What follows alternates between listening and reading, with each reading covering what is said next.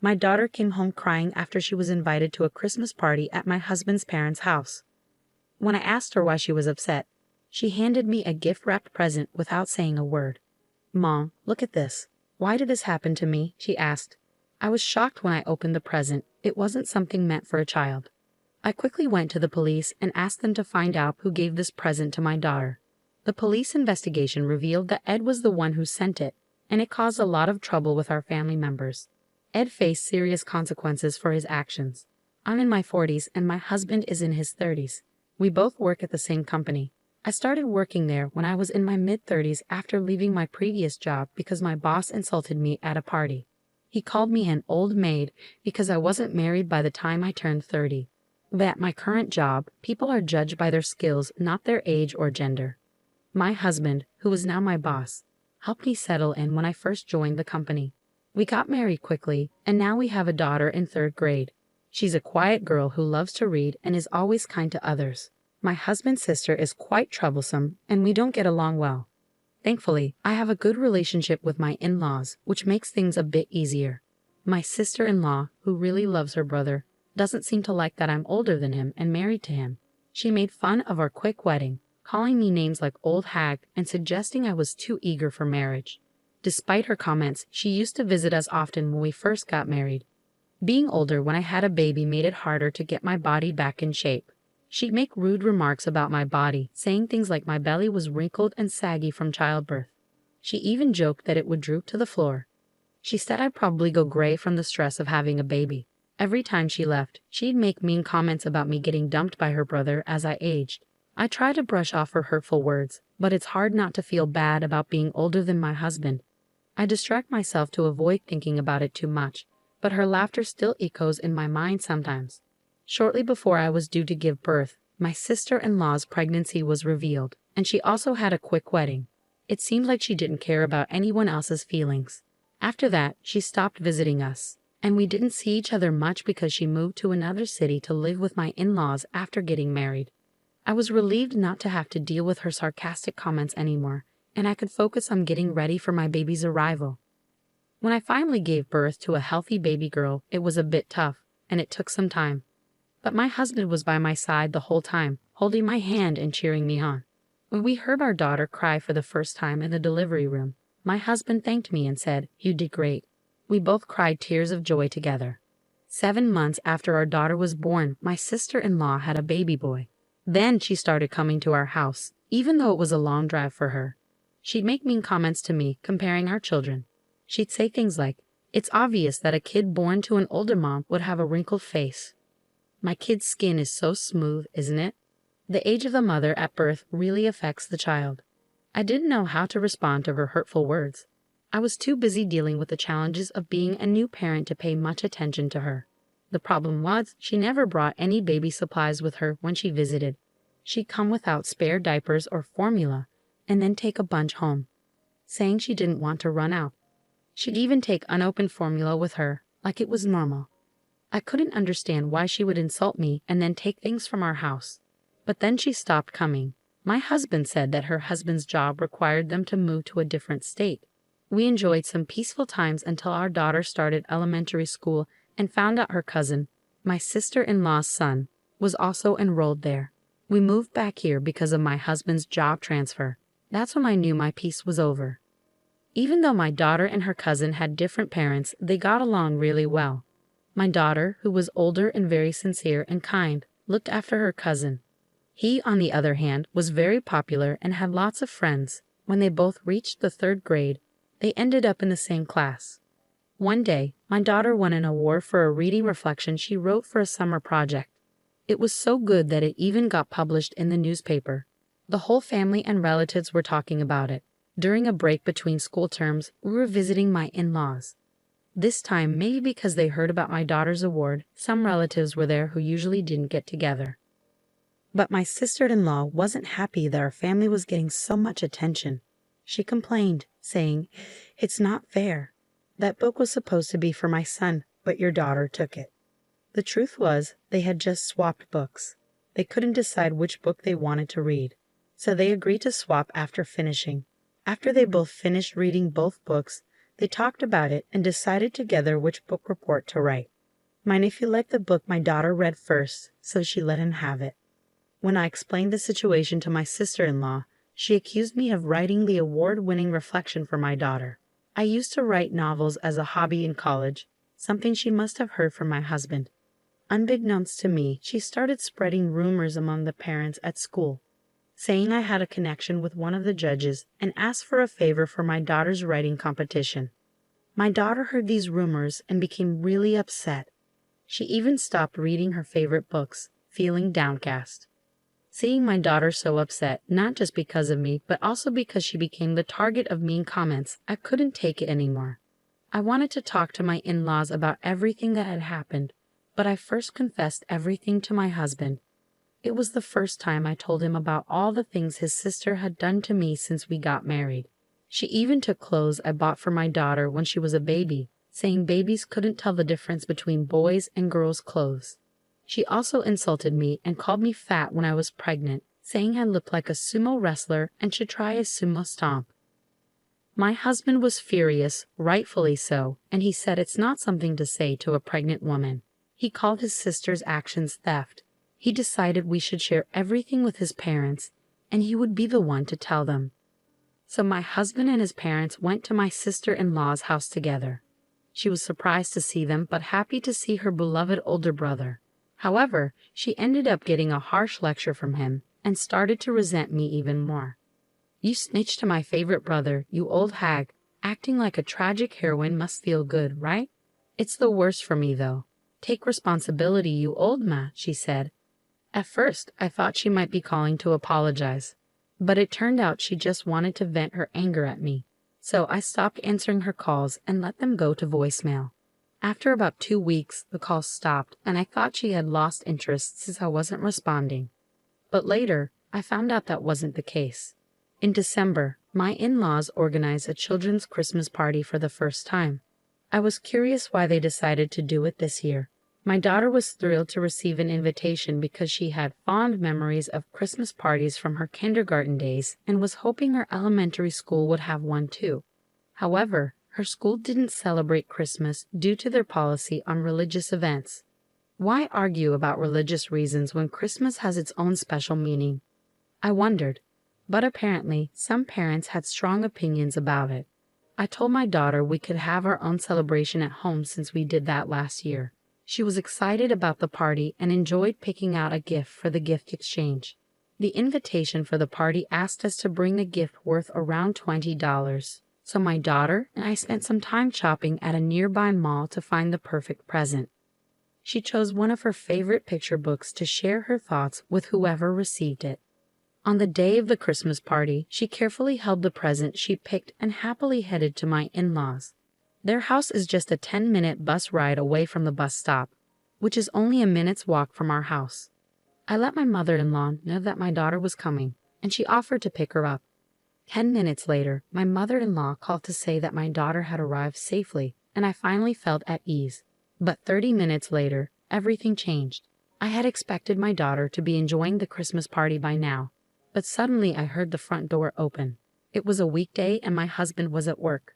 I was working from home because my daughter was on winter break. The unexpected sound of the door opening alarmed me, so I rushed to the entrance only to find my daughter sitting on the floor crying. I asked her what happened, and she handed me a gift-wrapped bag. She said I would understand once I looked inside, so I opened it. Inside was a torn-up newspaper with my daughter's reading reflection printed on it, along with a message card. The card, written in red ink, said, "If you get too cocky, you and your family will end up like this stuffed animal." There were also patterns that looked like blood splatters. Digging further inside, I found a stuffed animal that had been torn to pieces and covered in red ink. It was too cruel to be a joke. There was no way my daughter would coincidentally receive such a gift.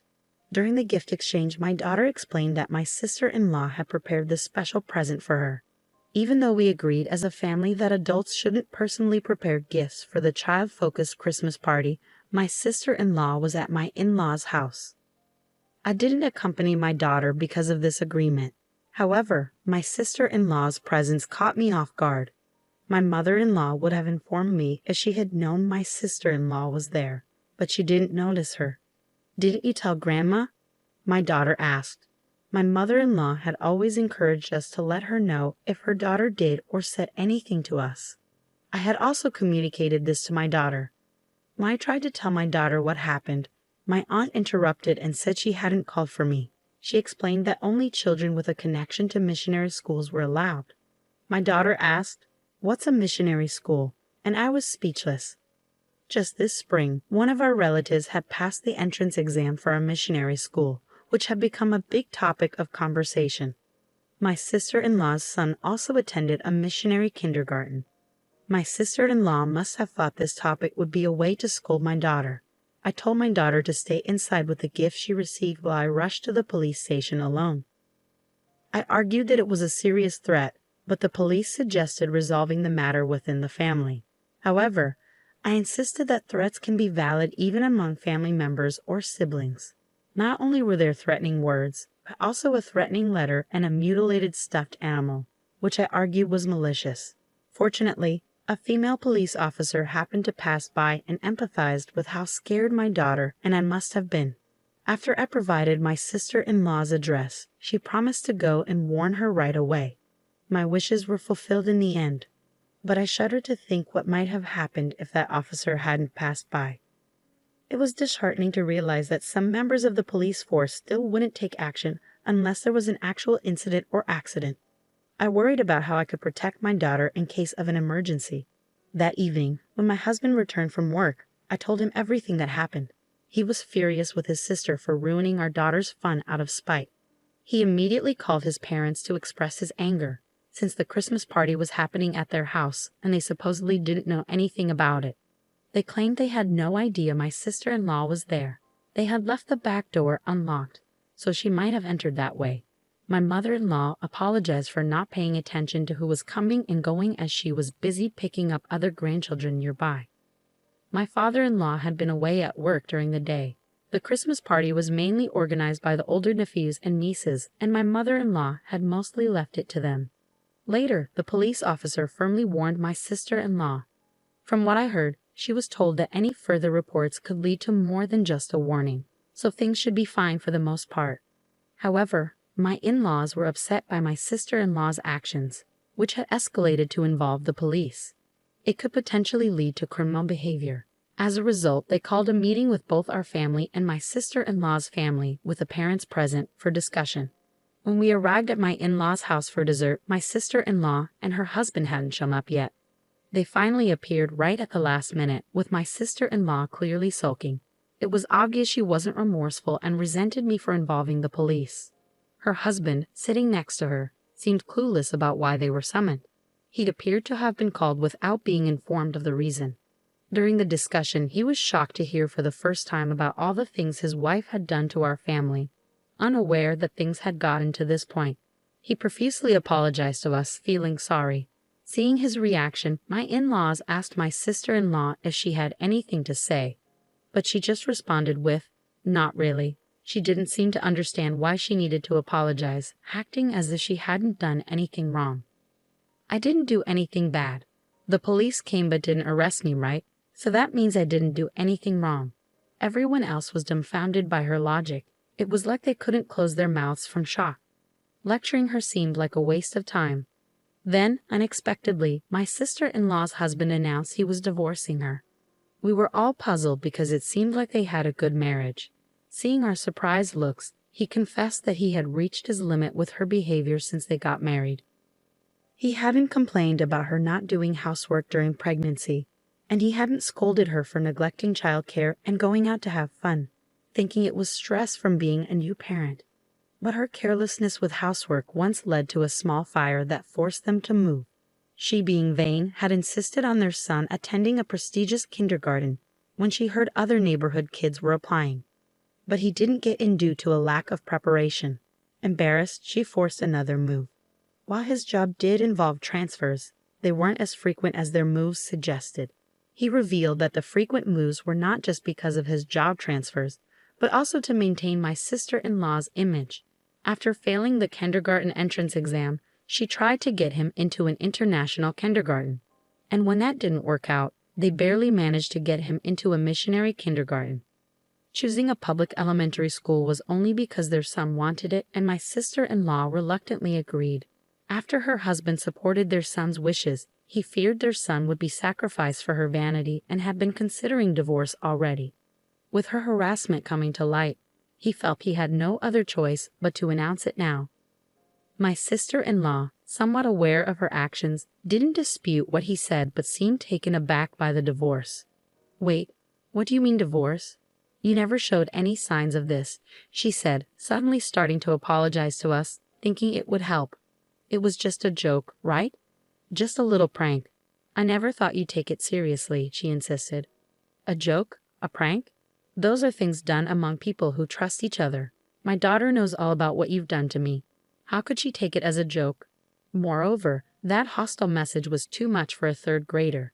Even adults would be scared to go outside if someone threatened them, I told her." Her husband criticized her, asking if she could say the same thing to her own child, and said her actions were unimaginable for a parent. Just because someone is a parent doesn't mean they have parental feelings. There are people who can't be real parents, and she is probably one of them, my husband said sternly, seeing her crying. Crying wouldn't fix anything at her age, and she needed to stop thinking tears would get her out of trouble, he added. She cried even more, insisting she did nothing wrong and wasn't to blame. "Why am I the only one being blamed? Is everyone ganging up on me?" she cried. "It's all because my brother married an older woman. My brother's wife should be smart, beautiful, and so on. Our marriage and her harassment are totally separate issues, right?" We already thought she was a bit off, but even my husband was astonished at her stupidity. I explained. No one tried to comfort the inconsolable sister-in-law. The discussion couldn't continue, so we decided to adjourn for the day. Her husband had to drag her to the car and take her home. Their divorce eventually happened, but it was a messy affair due to her stubborn refusal to agree. Her son's accidental revelation might have been a factor in her agreeing to the divorce. He, without any malicious intent, simply shared what he saw with his friends. However, the parents who heard the rumor did not remain silent. After winter break at school, my nephew talked about having a Christmas party with his older cousins. It seems that at school, they used a class to have a presentation about their winter break memories. Among stories about what they did on New Year's Day and video game consoles they received as Christmas gifts, we all exchanged presents. Then I saw my mom giving my cousin a special present just for her, and I thought it was unfair. When the teacher asked what kind of present it was, my nephew described exactly what he saw. "I saw it. The cute stuffed animal was all torn up with lots of red stuff on it, like blood," he said. The story became a topic of discussion among the school teachers and escalated into a major issue after the children who heard it went home and told their parents. My daughter, still heartbroken, hasn't been able to go back to school since the Christmas party. Everyone knew that my daughter and her cousin were related, so they speculated that her absence was related to the incident, and they were right, but I wished it had gone unnoticed and left undisturbed. I had planned to wait until my daughter was ready to return to school on her own terms. Her cousin didn't share the story to be funny, but rather to find a way to stop his mom's terrible behavior. He, too, was hurt by her actions. Learning this, her husband realized he couldn't delay the divorce any longer and agreed to her demands in exchange for her consent to the divorce. By then, she had become infamous in the neighborhood as the woman who threatened children, and no one wanted anything to do with her. She was even pelted with garbage when walking outside. Feeling cornered, she agreed to the divorce, thinking returning to her parents' home would end her nightmare. Her husband had no intention of giving up custody, but she readily relinquished it. "I'll remarry someone much better than you. Kids are a nuisance when remarrying, so I don't need him," she said in front of her son. But he stood up to her. "I don't need a terrible mom like you. I have a cool dad, and that's enough. Never show your face to my cousin again," he said. She left with a final retort, "You'll regret this later." However, it was my sister-in-law who ended up in tears when she triumphantly returned to her parents' house. They turned her away at the gate, banning her from ever showing her face there again. With nowhere to go, she resorted to spending nights with random men in exchange for meals and a place to stay. When she couldn't find a man, she borrowed money from dangerous sources and spent her nights out, accumulating massive debt. Her debts became so overwhelming that no amount of part-time work could cover them, and eventually, she disappeared. My husband and his parents decided not to file a missing persons report, reasoning she's not a child anymore. They agreed it's better this way, not willing to take care of her if she returns. Since then, my daughter has been able to go back to school on her own. Her former brother-in-law didn't move, so her cousin still attends the same school. He now says it's his turn to protect her, and they have become closer than ever. This has led to a deeper friendship between us and my former brother-in-law, as our children have brought us together. My in-laws call both my daughter and their grandson their dear grandchildren, stepping in as his guardians when he can't do the work. With my sister-in-law gone, there's no more tension, and we have built a very trusting and reliable family relationship.